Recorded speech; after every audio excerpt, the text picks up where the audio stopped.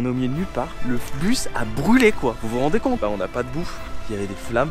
Voilà. Explosion. Je ne sais pas combien de temps ça va durer. C'est chaud, c'est chaud, c'est chaud. Officiellement 23h07. On est toujours coincé ici. C'est parti. On a décidé de lancer la saison 1 de l'épisode 24 heures coincé dans un bus en Argentine. Avec Vincent, Canadien. Lui-même. Le Québécois. Bon, on vous explique la situation. On est parti hier soir de la ville El Chalten, en Patagonie. Et le truc, c'est qu'à la base, je devais faire de l'autostop. Mais ça s'est pas bien passé, car j'ai attendu quasiment 3 heures, quelque chose comme ça, 3h30. Et personne ne m'a pris, personne n'allait dans la direction où je voulais aller. Donc, sachant que j'ai pas de tente, et que je peux pas camper, et qu'il fait très froid, et que j'allais pas non plus attendre jusqu'à la tombée de la nuit, c'était trop risqué. J'ai décidé de revenir sur mes pas pour tout simplement prendre un bus. Qui m'a coûté d'ailleurs une blinde au passage, 2880 pesos, ce qui fait l'équivalent d'à peu près 120 €. Je vous mets le petit flashback d'ailleurs de l'autostop raté d'hier. Attention, c'est parti.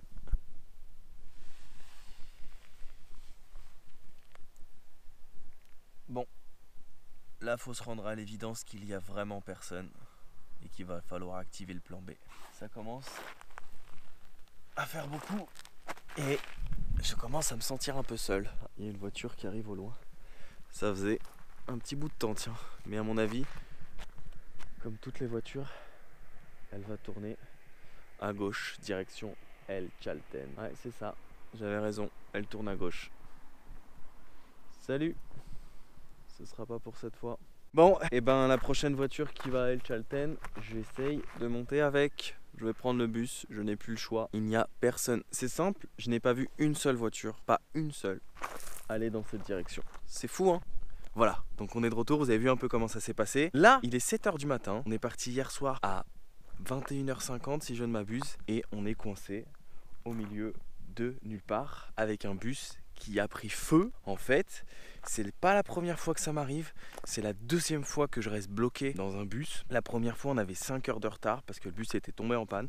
Donc apparemment, ça arrive souvent ici dans les bus en Argentine. Bon, là, il faut savoir qu'il fait très froid, qu'on commence à rentrer dans l'hiver. En fait, ce qui s'est passé, c'est qu'on était dans la partie ouest de l'Argentine. On devait remonter jusqu'à la ville d'El Bolson. On avait quasiment 20 heures, plus de 20 heures de route, quelque chose comme ça. Bon, c'était assez long, mais au moins quand ça roule, c'est pas un problème. Sauf que le bus a dû faire un détour pour aller sur le côté est de l'Argentine parce que la route 40 était enneigée. Donc il a fait un petit détour qui normalement aurait dû nous faire arriver plus tard de 5 heures. Bon, jusque là tout va bien, tu dis c'est pas grave, le mec il est safe, il va pas prendre la route enneigée, boum, il fait un détour, on arrive un peu plus tard, mais on arrive tranquille. Non, en fait ce qui s'est passé, c'est que le bus est tombé en panne, il a commencé à brûler, il y avait des flammes, les conducteurs sont sortis pour l'éteindre avec des extincteurs et je vais vous montrer un peu l'état du bus et vous allez trop rigoler parce que la situation c'est qu'on est au milieu de nulle part, les chauffeurs n'ont pas de signal, ils ne peuvent pas contacter la compagnie pour nous envoyer un autre bus. La seule façon qu'ils ont eu de le faire, c'est qu'il y a un camion qui s'est arrêté et ils ont dit au camion, est-ce que quand tu arrives en ville tu peux prévenir la compagnie qu'on est en panne et qu'on est ici pour qu'ils nous envoient un autre bus. Donc ça veut dire qu'en fait si le camion ne fait pas la commission, on peut rester coincé ici des heures et des heures et des heures sans signal, il n'y a personne, il n'y a pas une voiture. Regardez, je vais vous montrer un peu l'état du camion, je vous mens pas, hein. Quand je vous dis que ça a cramé, regardez la tête du truc. Boum. Tu sens qu'il n'y a pas eu trop de contrôle technique, voilà, je vous montre pas, extincteur, voilà, it burns. Et on est tous coincés ici avec plein de touristes, alors c'est drôle parce qu'il y a des Français, il y a des Québécois, regardez les têtes de vainqueurs. Des conducteurs, oh amigos, tout bien? Ils ont des sacrées têtes de vainqueurs. ils ont pas l'air très très fiers. Je pense que bon, ils sont aussi embarrassés que nous. Donc on est ici. Et je ne sais pas combien de temps ça va durer. Au final, la série va s'appeler 24 heures coincé dans un bus. Mais je pense qu'officiellement, on risque d'être coincé plus longtemps que ça. Donc voilà, ça fait partie des aléas du voyage. Il faut aussi que je vous montre cette partie-là, parce que sinon, c'est pas drôle. Si je vous montre que les bons trucs, que l'aventure, les paysages, les rencontres, les gens, etc. L'autostop qui se passe bien ou qui parfois peut galérer un peu. Mais en tout cas, ce qui est sûr, c'est que je suis allé beaucoup plus vite en autostop qu'à chaque fois que j'ai pris le bus au final. Voilà, là, les gens s'amusent, prennent des petites photos. Voilà. et on est au milieu de nulle part. Bah écoutez, je vais vous tenir informé de la situation. Il est 10h17. On a pu voir le soleil se lever tout à l'heure sous les coups de 9h. Je sais qu'on est arrêté depuis 7h du matin ici parce que je l'ai senti. Donc là, ça fait plus de 3 heures qu'on a arrêté. C'est pas la première fois qu'il s'arrête en route. Il a réussi, tu vois, en route à rafistoler vite fait le moteur. Sauf que là, quand ça veut plus marcher, ça veut plus marcher. Il fait très très froid, regardez. Il y a de la glace partout. Comment ça va les Québécois? Voilà. Et donc là, il y a plein de nationalités dans le bus. Des Québécois, des Français, des Allemands, des Argentins. On est plus majoritaire les étrangers dans ce bus là. Quand même. Ouais, la dernière fois j'étais qu'avec des Argentins. Là, c'est rare que je sois qu'avec des voyageurs pour une. Ah, vous avez l'habitude du froid. Ouais, ça va, c'est pas trop pire. Nous, c'est pas trop ça quoi. Faudrait que tu t'habilles plus. Ouais, et pourtant j'ai quand même plusieurs couches. Hein. J'ai 2 pantalons, je suis bien couvert, mais ça réveille. Bref, bon, bah, je vous tiens informé de la situation. À toutes. Ah oui, j'ai oublié de vous dire un petit truc au fait. On ne sait pas quand est-ce que va arriver l'autre bus et d'où est-ce qu'il part. C'est-à-dire que s'il part d'une ville super loin en Argentine, il peut mettre 10 heures pour arriver et bah, on n'a pas de bouffe. On n'a pas de bouffe en fait. On a juste des restes de petits biscuits qu'ils nous ont donnés de ce matin. Bah voilà. On a eu un petit café vite fait, histoire de se réchauffer, mais on n'a rien d'autre. Donc ça veut dire qu'on est coincé ici sans bouffe. Bon, on a les chiottes naturelles, parce que les chiottes du bus, ben, je préfère même pas vous parler l'état des chiottes du bus, tellement ils puent la pisse. Et voilà, on n'a plus qu'à attendre. Ça aurait pu être pire, comme disait l'Allemand avec qui je parlais à l'instant. Il aurait pu neiger, il aurait pu pleuvoir. Là, on a de la chance, il y a du soleil, mais il fait très froid. Bon, il fait super froid et l'avantage, c'est que Analia de Córdoba nous a préparé un petit maté des familles dans le bus et ça fait plaisir. Muchas gracias. Voilà, on est tous bloqués ici et j'ai mené la révolution. J'ai dit à tout le monde, vous savez, la dernière fois j'étais coincé dans un bus, on a écrit un papier pour essayer d'avoir notre argent ou bien un autre ticket et on a écrit ça sur un papier, ce qu'ils appellent ici una denuncia, une plainte. Donc du coup j'ai mené la révolution, je dis on va faire la même chose. On a pris un cahier, on a écrit, elle m'a aidé à écrire en espagnol la denuncia, on a fait ça, tout le monde a signé et voilà. On est en train de mener la révolution. La révolution. Je soy el Che Guevara del bus. Veo. Quilombero. Eso se llamaría quilombero acá. Quilombero. Eso francés. Los franceses les gusta hacer eso. Sí. J'adore, je disais que nous les Français on adore faire ça. C'est notre truc, on aime se plaindre, on aime... Non, je me plains pas, mais c'est vrai que sur 120 €, on peut avoir d'autres tickets. Ça fait quand même plaisir, tu vois, pour continuer le voyage parce que ça fait quand même un bout de temps qu'on est coincé ici.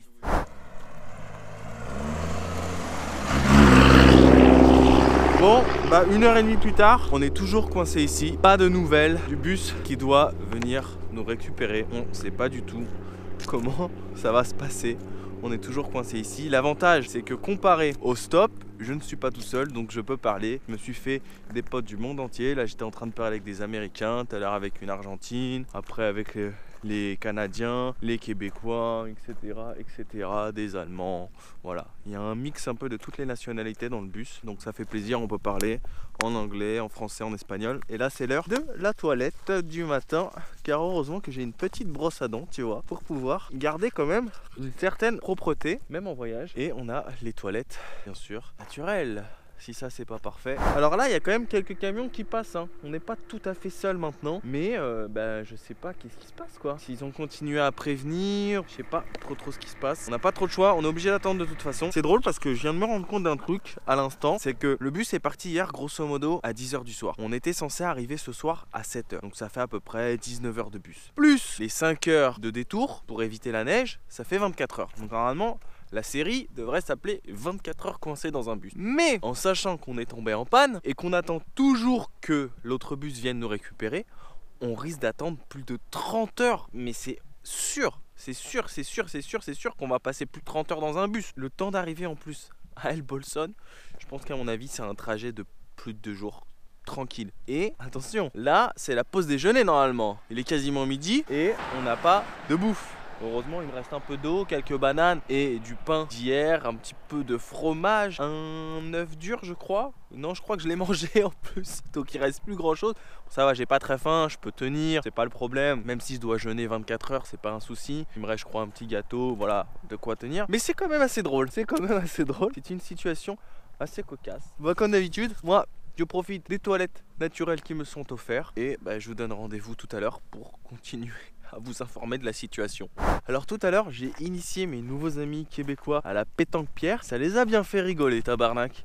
Tu vois, ce nouveau sport que j'ai inventé, quand tu te fais chier sur la route et que tu es tout seul, tu prends tes pierres, tu fais un petit tas comme ça, comme ça, comme ça, comme ça. Bon, le but c'est d'avoir un beau tas que tu vois quand tu es un peu loin. Hop, tu prends quelques mètres de distance et c'est un peu comme la pétanque. Avec un cochonnet, faut essayer de viser le plus proche possible. Mais ce n'est pas facile avec des pierres car elles rebondissent. Donc beaucoup plus difficile que la pétanque. Je pense que j'ai peut-être trouvé un nouveau sport national. Il manque juste, tu vois, un petit pastis et des cacahuètes. Quoique là, il fait un peu froid. Je dirais même un bon chocolat chaud. Tiens, voilà le petit tas tout à l'heure. Hop. D'ailleurs, il était fort, hein, le Québécois à la pétanque-pierre. Hein. Il jouait bien. Si vous avez quelque chose à dire sur la situation, c'est maintenant ou jamais. Je crois que la Patagonie, c'est sympa, tu vois. On s'est trouvé un petit spot pour s'arrêter, profiter du paysage. Ça fait 6 heures qu'on y est, on en profite, quoi. Et tout ça, les pieds à l'air en plus. Voilà, et puis avec le soleil, il fait bon.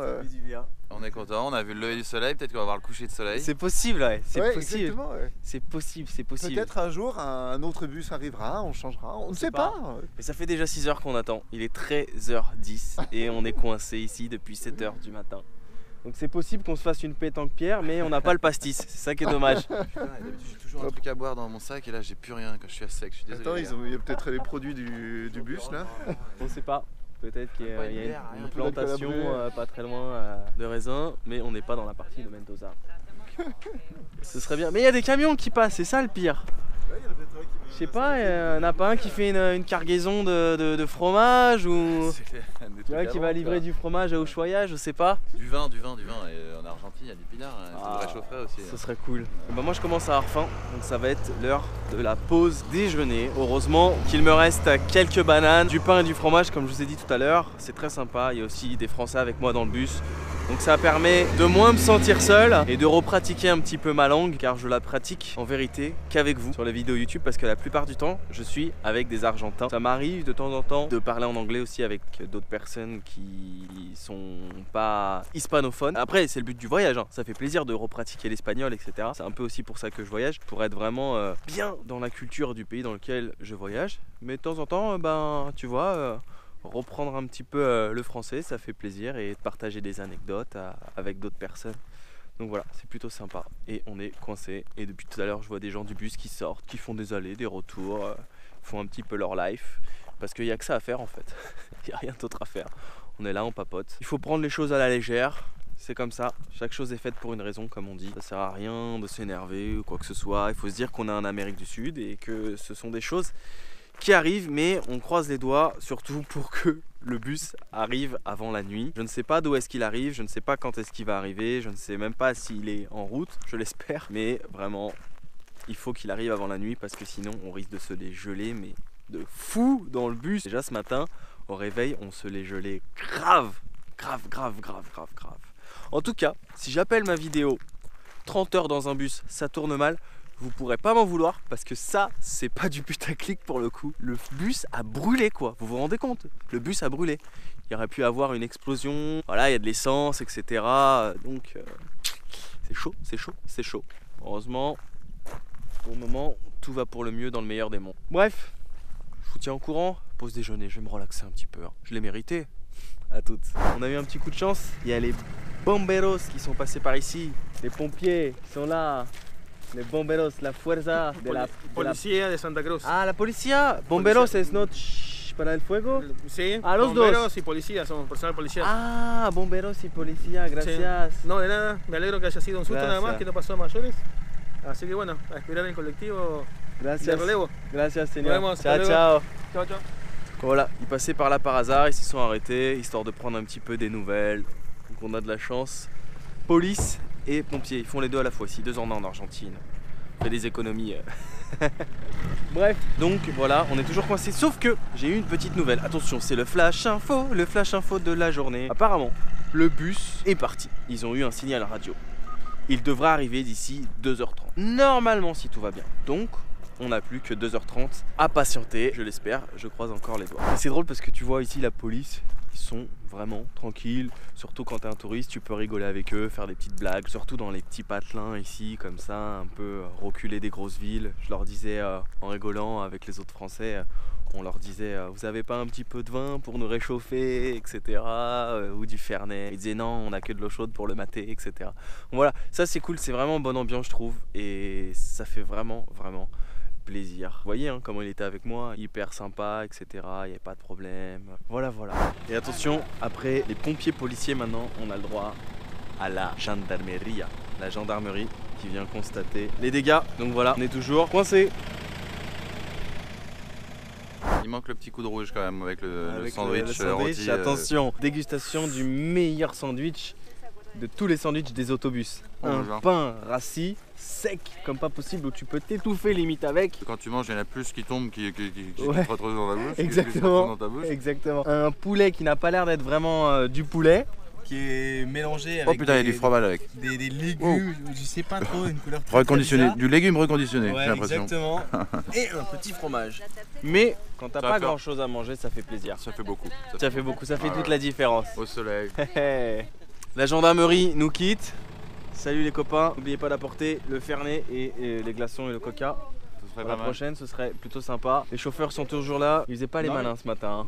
Vous voyez leur tête. Ouais. Ils ont pas perdu le sourire, pour ça. Une dégustation en plein milieu de la Patagonie, c'est quand même pas mal. Ouais, j'aurais apprécié une petite dégustation à Mendoza de pinard, ça aurait été plus sympa. Mais... Ça, c'est un vrai bon français. On fait avec ce qu'on a, quoi. Exactement. Et voilà, et la sirène pour nous saluer. Et bah c'est l'heure de la pétanque pierre avec nos amis québécois, dont Vincent qui est, attention, le tenant du titre de la dernière pétanque pierre. En 3 coups, c'est parti. Honneur au dernier vainqueur. On a un champion là. Oh, pas mal. Ça rebondit, hein, ça part loin. Ouais. Mathilde qui va essayer de battre le record de Vincent. Ah, pas mal. Alors moi, je suis droitier pour la pétanque pierre. Alors du coup, on est lancé. Ah, ça rebondit sur les pierres, hein. C'est pas facile. Hein. On a notre vainqueur du jour, Mathilde, qui a réussi à placer sa pierre juste à côté du tas de pierres. La deuxième qui est ici et la troisième de Vincent. Bien joué mes chers amis, c'est une belle victoire, bravo, bravo. Une revanche. Alors là il y a du nouveau, ça s'agite en coulisses. Ils ont sorti tous les sacs. Je ne sais pas ce qu'ils vont faire. 2 mécaniciens sont arrivés. Alors est-ce qu'ils vont essayer de réparer le bus et qu'on reparte avec l'engin qui est déjà quand même bien abîmé, ou est-ce qu'un bus arrive? Je ne sais pas. Suspense et réponse dans quelques minutes, voire quelques heures. C'est l'heure de la revanche. Elle a réussi à replacer une pierre très proche du cochonnet. On va voir si je peux la pointer. Ah non. Et le champion reste champion. Bravo, champion de la pétanque pierre. Ce nouveau sport inventé au bord de la route.